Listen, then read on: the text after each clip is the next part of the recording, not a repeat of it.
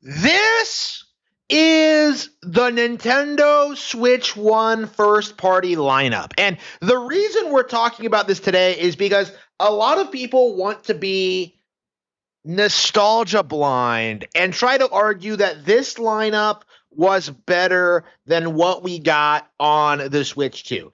And the argument typically revolves around this idea that like we got Zelda and Mario in a single year within like months of each other. But the simple fact of the matter is that although Zelda and Mario were very popular and very successful, I personally don't care for Mario Odyssey. I don't care for Xenoblade Chronicles 2. Fire Emblem Warriors isn't as good as games like Hyrule Warriors. Splatoon 2 in a lot of ways was kind of a middling sequel, right? A lot of this is ports, low budget games, or just all around things that just weren't nearly as good on Wii U or the Switch. Meanwhile, if you compare it to the Nintendo Switch 2 lineup, what you get is a lot more original releases. You get a lot more higher quality remakes. You get a lot more new IPs. You get like a lot more returns of classic franchises. You get like a lot more games in general. You have so much more variety. You have so many more options. You even have the entire Switch 1 back catalog to pull from. And that includes games that launched on the Switch 1 after the Switch 2 had already come out. So essentially, Switch 2 absolutely mogged the Switch 1 release window. And what we're seeing here is just kind of a refusal from the general community to acknowledge it. Because after all, if the Switch 1 launched with Mario and Zelda, there's nothing that the Switch 2 could possibly do to have a better first year than that, right? Wrong, actually. The trend that we've been seeing over the past year is that the games that the boomers recognize, the remakes, the re-releases, games like Star Fox on Switch 2, those are the ones that are getting glazed. People are like hyping up the potential of 3D Mario and 3D Zelda and the future of these major Nintendo properties, and yet they are completely blind to the reality of the new generation of Nintendo hardware.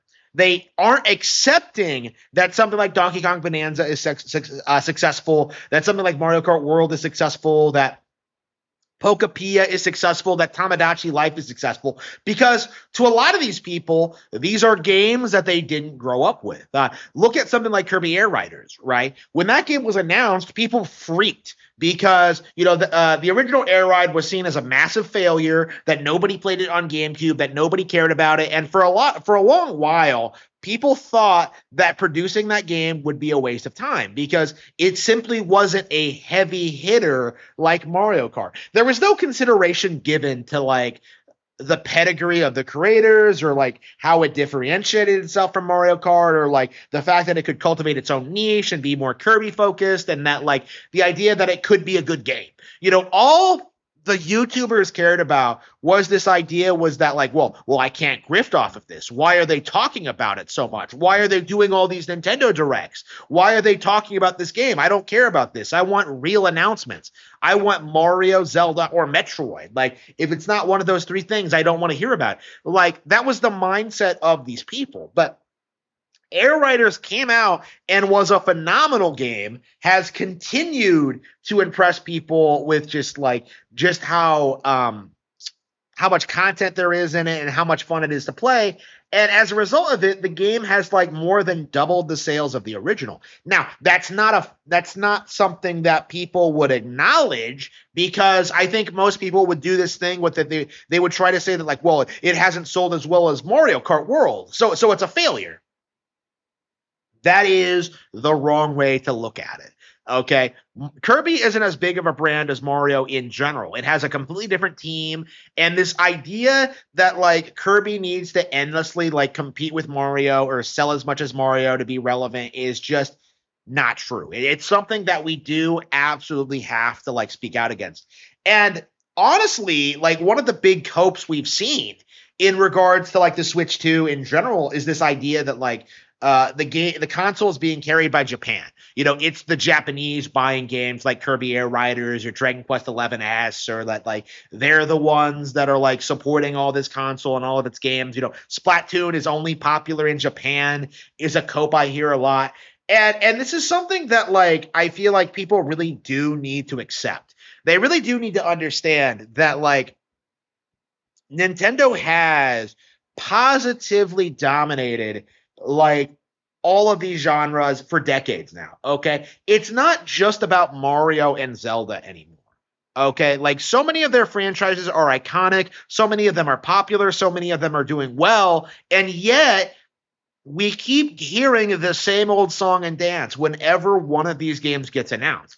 It's not doing as well as Mario. It's not doing as well as Zelda. In fact, that's actually something I've been seeing a lot of when it comes to Bonanza, is like this idea that it's not as popular as Mario Odyssey, as if like it was ever going to be. I think Nintendo produced that game to make something wildly different than Mario Odyssey. And like the fact that the community can't accept that. The fact that they can't understand that games can be made for more than just high sales numbers and for like the iconic, relevant, popular brands. It really just goes to show you just how out of touch they are.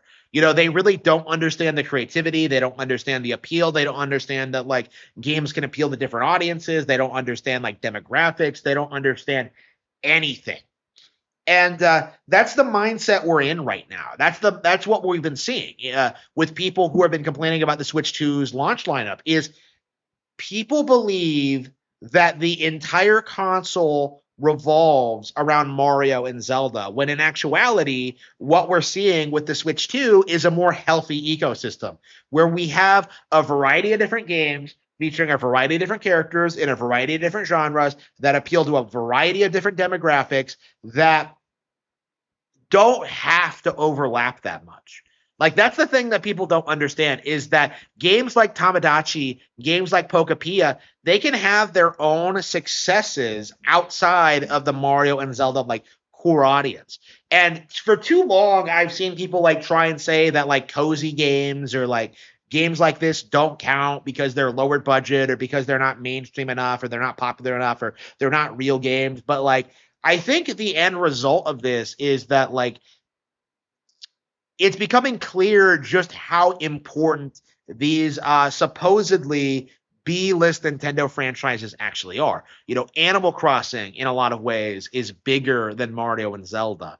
Fire Emblem, has its dedicated niche audience and it's insanely profitable because of how much like people will spend on like figurines and stuff like that. Pokemon is Pokemon. Like, you have all these franchises that so many people just write off and ignore, but are actually like huge income earners. When Tamagotchi Life came out, I was pretty much the only person predicting that it would be a monster success and like hugely popular and successful.